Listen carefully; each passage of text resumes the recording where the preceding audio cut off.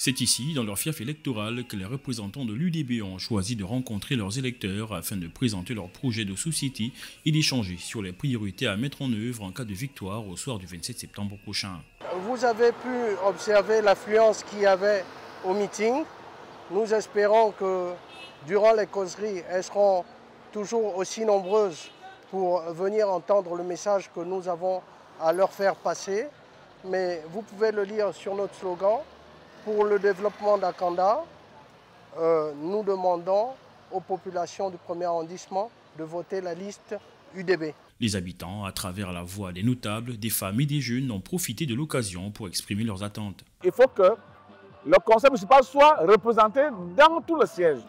Parce qu'il fut un temps où les conseils municipaux n'habitent qu'un seul endroit. Vous voyez, et ils étaient méconnus du peuple. La jeunesse du premier arrondissement d'Akanda ne demande pas grand-chose.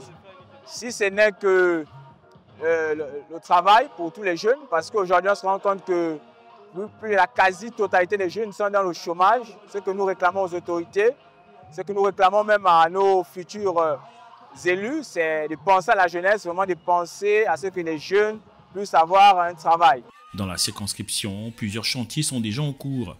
Les candidats de l'UDB promettent de poursuivre ces travaux et d'amplifier les actions de développement. Nous serons les premiers administrateurs, les plus proches des populations, pour faire entendre leur voix pour le développement de notre localité. On est en train de travailler, appeler les pouvoirs publics à faire en sorte que notre premier arrondissement se développe de manière homogène. Pour rappel, la campagne électorale du double scrutin législatif et local a été officiellement ouverte le 17 septembre à minuit. Les électeurs sont appelés aux urnes 2 semaines plus tard, c'est-à-dire le 27 septembre.